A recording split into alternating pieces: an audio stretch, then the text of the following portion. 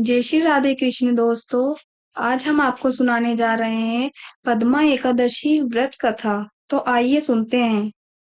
युधिष्ठिर ने कहा, हे भगवान, आपने भाद्रपद कृष्ण एकादशी अर्थात अजय एकादशी का सविस्तार वर्णन सुनाया। आप कृपा करके मुझे भाद्रपद शुक्ल एकादशी का क्या नाम, इसकी विधि तथा इसका माहात्म्य कहिए। तब भगवान श्री कृष्ण कहने लगे कि इस पुण्य, स्वर्ग और मोक्ष को देने वाली तथा सब पापों को नाश करने वाली उत्तम वामन एकादशी का महात्म्य मैं तुमसे कहता हूँ। आप इसे ध्यान पूर्वक सुने। ये भाद्रपद शुक्ल एकादशी को पद्मा एकादशी, परिवर्तनी एकादशी, जयंती एकादशी, जल झूलनी एकादशी, देव झूलनी एकादशी एवं वामन एकादशी भी कहते हैं। इस दिन यज्ञ करने से वाजपेय यज्ञ का फल मिलता है।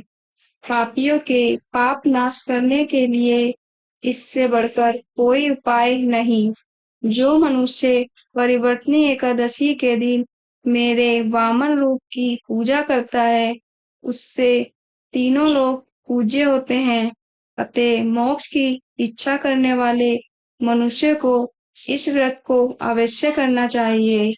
जो कमल नयन भगवान का कमल से पूजन करते हैं, वे अवश्य भगवान के समीप जाते हैं।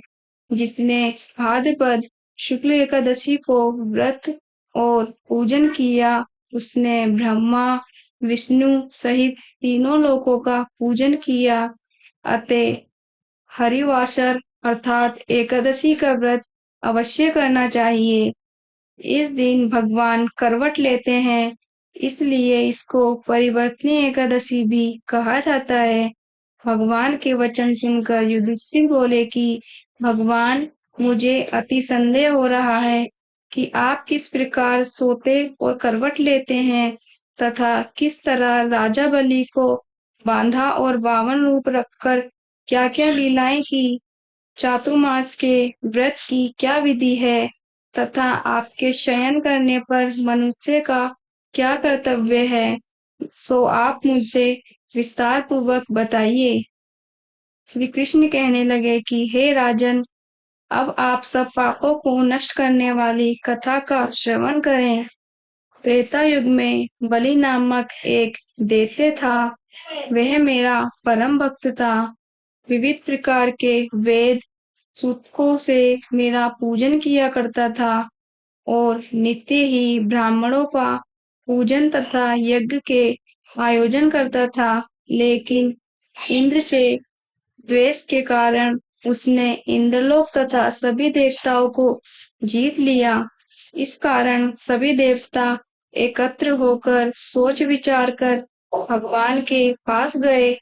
बृहस्पति सहित इंद्रादिक देवता प्रभु के निकट जाकर और नतमस्तक होकर वेद मंत्रों द्वारा भगवान का पूजन और स्तुति करने लगे। अतः मैंने वामन रूप धारण करके पांचवा अवतार लिया और फिर अत्यंत तेजस्वी रूप से राजा बलि को जीत लिया। इतनी वार्ता सुनकर राजा युधिष्ठिर बोले कि हे जनार्दन, आपने वामन रूप करके उस महाबली दैत्य को इस प्रकार जीता। श्री कृष्ण कहने लगे, मैंने वामन रूपधारी ब्रह्मचारी बलि से 3 पग भूमि की याचना करते हुए कहा, ये मुझको 3 लोक के समान है। हे राजन, ये तुमको अवश्य ही देनी होगी। राजा बलि ने इसे तुच्छ याचना समझकर 3 पग भूमि का संकल्प मुझको दे दिया। भूलोक में पद, भूलोक में जंगा, स्वर्गलोक में कमर, महलोक में पेट, जनलोक में हृदय, यमलोक में कंठ की स्थापना कर सत्यलोक में मुख, उसके ऊपर मस्तक स्थापित किया। सूर्य, चंद्रमा आदि सब ग्रहगण, योग नक्षत्र, इंद्रादिक देवता और शेष आदि सब नागगणों ने विविध प्रकार से वेद सूतकों से प्रार्थना की। तब मैंने राजा बलि का हाथ पकड़कर कहा कि हे राजन, एक पग से पृथ्वी, दूसरे से स्वर्गलोक पूर्ण हो गए।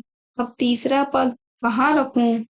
तब बलि ने अपना सिर झुका लिया और मैंने अपना पैर उसके मस्तक पर रख दिया, जिससे मेरा वह भक्त पाताल को चला गया।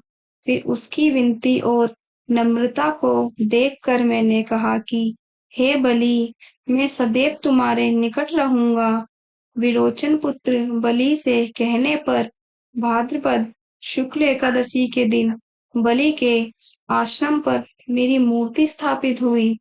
इस प्रकार दूसरी क्षीर सागर में शेषनाग के पृष्ठ पर हुई। हे राजन, इस एकादशी को भगवान शयन करते हुए करवट लेते हैं, इसलिए तीनों लोकों के स्वामी भगवान विष्णु का उस दिन पूजन करना चाहिए। इस दिन तांबा, चांदी, चावल और दही का दान करना उचित है।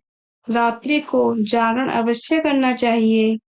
जो विधि पूर्वक इस एकादशी का व्रत करते हैं वे सब पापों से मुक्त होकर स्वर्ग में जाकर चंद्रमा के समान प्रकाशित होते हैं और यश पाते हैं।